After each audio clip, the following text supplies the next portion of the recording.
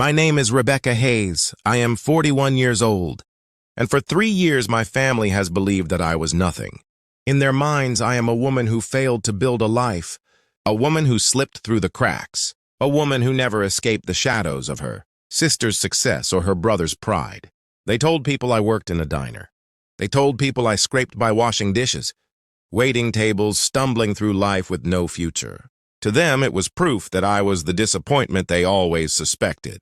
That was the story they clung to. But the truth was very different. 3 years earlier, I had sat across from them at the family dinner table, the same table where we once laughed as children. My sister Emma stood glowing, her perfect engagement ring catching the light. My brother Jake, polished in his expensive suit, leaned back with the smug comfort of a man convinced the world was built for him. And me? I was the subject of their ridicule. Emma tilted her head, pity dripping from her voice. Look at you, Becca. Mom and Dad would be rolling in their graves if they saw what you've become. Jake didn't hesitate to add his judgment. We tried to help you after the military thing didn't work out, but you've wasted everything. The military thing, that's what they called it. 8 years of service, 2 combat tours, nights of gunfire, days where the sand stuck to my skin until it felt like another layer of flesh. The Bronze Star that lay tucked away in a box I never showed them. All of it dismissed in 3 careless words. I wanted to argue. I wanted to shout, to force them to see me, but I knew it was pointless. Emma was already planning her grand wedding, a ceremony designed to crown her as the golden child. Jake was there to revel in his promotion and the power he wielded in courtrooms. Together, they had decided my story ended in failure. Emma's lips curled into a sweet but cruel smile. Preston's family is very traditional. We can't have them asking about, well, this. It's easier to tell people I don't have a sister. Jake slid a folded check across the counter. $5,000, take it. Enough to start over somewhere far away. I stared at the check, at their faces, at the ghosts of my parents in my memory, and then I stood, leaving their money untouched. That night, as I drove away, the image of Emma's smug certainty burned in my mind. She believed I would vanish into nothingness. Jake believed I would prove him right, living as the failure he had always labeled me. But they were both wrong. Because the life they mocked, the life of a woman working thankless jobs, moving from town to town, wasn't weakness. It was cover. For 3 years, I wasn't a waitress or a dishwasher. I was a deputy U.S. Marshal, working undercover in special operations. I infiltrated places where predators hunted, built cases that stretched across borders, and dismantled networks people thought untouchable. 17 arrests, 43 victims freed, 3 fugitives taken off the most wanted list. Every insult my family threw at me became another layer of protection. Who would suspect that the tired woman in greasy shoes was the one leading federal agents into raids? Who would think the forgotten sister was actually a weapon sharpened in silence? But undercover life consumes you. It erases your name, your face, your history. For 3 years, I lived as someone else. And when it was over, I wasn't sure I belonged anywhere. Then the call came. Pack your real clothes, Marshal Hayes. You're going home. Home. A word that had lost its meaning. I told myself I wouldn't go back. Wouldn't give Emma or Jake the satisfaction of seeing me. But when I learned the date of Emma's wedding, something changed. For once, I wanted to be seen, not as their failure, not as their burden, but as myself. And so I made a choice. On Emma's wedding day, I would walk into the Riverside Country Club not as their forgotten sister, not as the ghost of their pity. I would walk in as Deputy U.S. Marshal Rebecca Hayes, and nothing would ever be the same. For most people, 3 years is a chapter of life. For me, it was a lifetime. Every day, I woke up in a rented room that smelled of old carpet and fried food from the diner downstairs. I dressed in faded jeans and a shirt with grease stains that never came out, tying my hair back like someone who had long since given up on being noticed. That was the role. That was the disguise. To my siblings, it would have looked like failure. To the world, I was invisible. And that was exactly what the job required. Undercover life strips you of everything. You can't call your friends, you can't visit family, you can't remind people of who you really are. You become the lie you're selling, and you live it so convincingly that sometimes you forget there's anything real beneath it. At the diner, I served coffee to truckers who worked both sides of the law. I cleaned tables sticky with syrup while listening for names, whispered in hushed tones. I smiled politely at men who bragged about deals made in the dark, memorizing every detail without letting it show. And when the shift ended, I went deeper. Parking lots at midnight. Back rooms where contraband was moved hand to hand. A smile here, a nod there, building trust with people who would have killed me if they knew who I really was. There were close calls. One night, a man with eyes too sharp for comfort leaned across the table. "You don't belong here," he said softly. His fingers drummed the surface, his stare searching for cracks in my story. I forced a tired laugh, dropping my eyes to the floor. "Trust me, nobody wants to be here, but bills don't pay themselves." It worked. He smirked and shifted the conversation, but my hands shook for hours afterward. Another time, I came back to my room and found the door slightly open. My breath caught in my throat. Inside, the place had been searched. My mattress torn open. My drawers emptied. Someone had been looking for proof. I sat on the edge of the bed all night, pistol in hand, waiting to see if they would come back. They didn't. That was life for 3 years. Loneliness, paranoia, exhaustion, and yet it wasn't weakness. Every moment I was gathering threads, weaving them into a net that would one day close. When the bust finally came, it was chaos. Doors kicked in, shouts in the dark, the crash of bodies against floors. I stood there in body armor, badge on my chest, the forgotten sister revealed for what she truly was. Not a failure, not a burden, but a weapon honed by silence. 17 arrests, 43 victims freed, one network dismantled. When it was over, my team cheered, but I felt empty. Who was I now? I had lived a lie so long that the truth felt foreign, and then I remembered Emma's wedding. The last time I had seen her, she had told me I didn't belong. She had erased me from her life to protect her image. Jake had tried to buy my silence with a check. They had written me out of the story. But now, for the first time in years, I had the chance to write myself back in. Not with anger, not with shouting, simply by standing tall and letting them see the truth they had refused to acknowledge. I opened my closet and looked at the uniform I had kept hidden. Navy blue, pressed to perfection.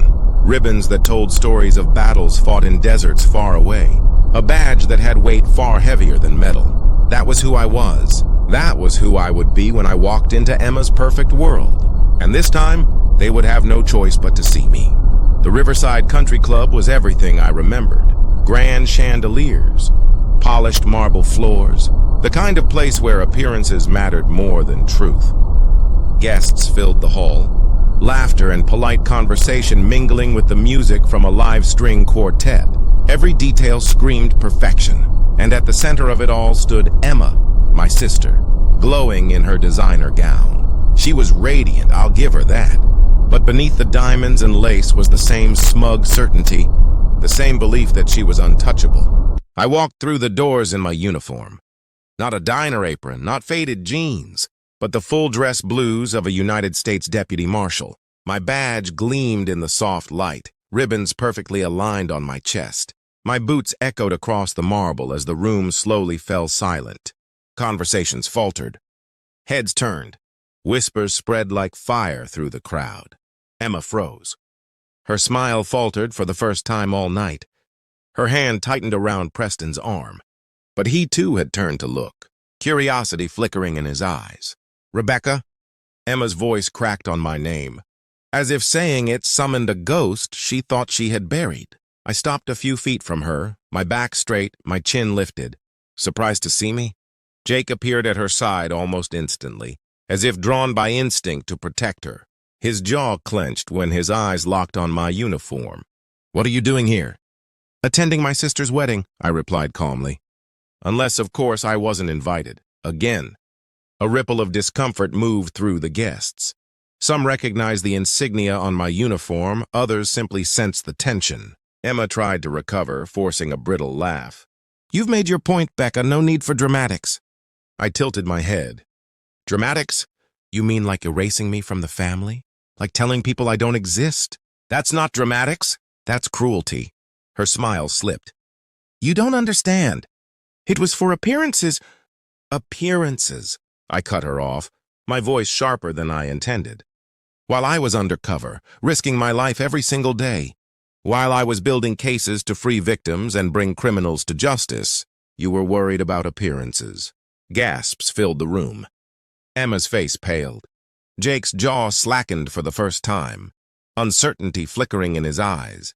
Preston, the groom, looked between us, confusion written across his face. Emma, you said she was... What? A waitress?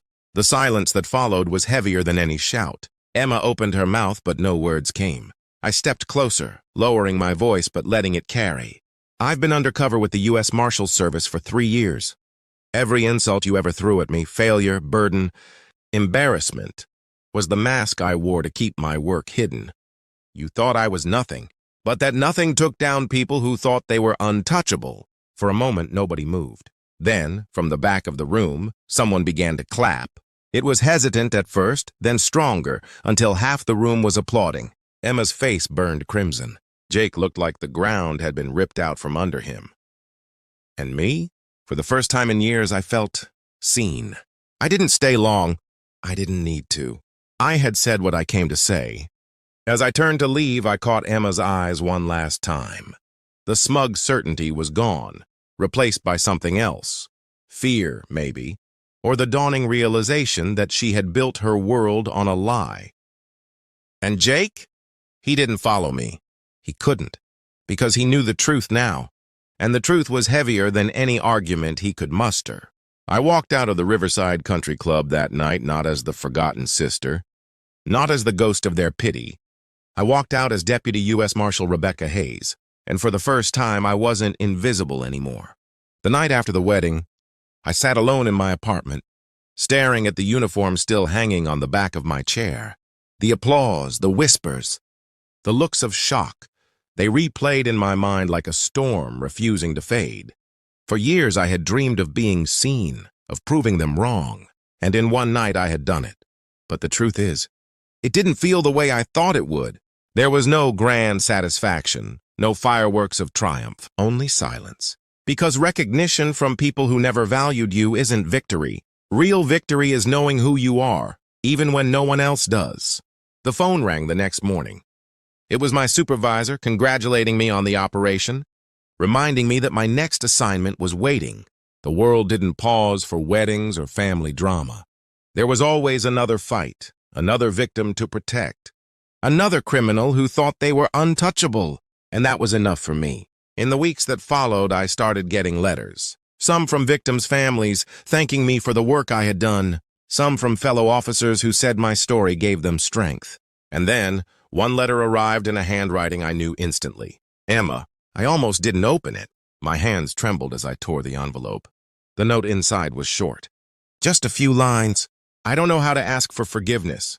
I don't know if I deserve it. But I need you to know I see you now. I always should have, and I was wrong. I hope one day we can sit down and talk. Not as strangers, not as enemies, but as sisters. I folded the letter slowly, placing it back in the envelope. Did I forgive her? Not yet? Maybe not ever, at least not completely. But I felt something shift inside me. Because for once, Emma had spoken without arrogance. Without pretending, she had finally looked past the image and seen the truth. Jake never reached out. Maybe shame kept him away, maybe pride. But in a way, that was fine. His silence was an answer of its own. As for me, I kept moving forward. I went back to work. New names, new missions, new dangers. I lived in the shadows, but no longer as someone forgotten. This time, I lived there as someone who had chosen the shadows. Because the light, the applause, the validation, none of it mattered as much as the work itself. And sometimes, late at night, when exhaustion pressed heavy on my shoulders, I would remember that moment in the wedding hall, the silence breaking, the applause rising, Emma's face crumbling under the weight of truth. Not because I wanted revenge, not because I wanted her to hurt, but because it reminded me of the most important lesson I had ever learned. You don't need to be seen by the world to matter. You don't need applause or approval or even love from those who should have given it freely. All you need is the courage to live your truth, even when no one else sees it. That was the legacy I carried. That was the story of the forgotten sister who refused to stay forgotten. And when the day finally comes that my name is spoken, not as an afterthought, not as a shadow, but as a force that changed lives. I won't smile because I proved them wrong. I'll smile because in the end I proved myself right.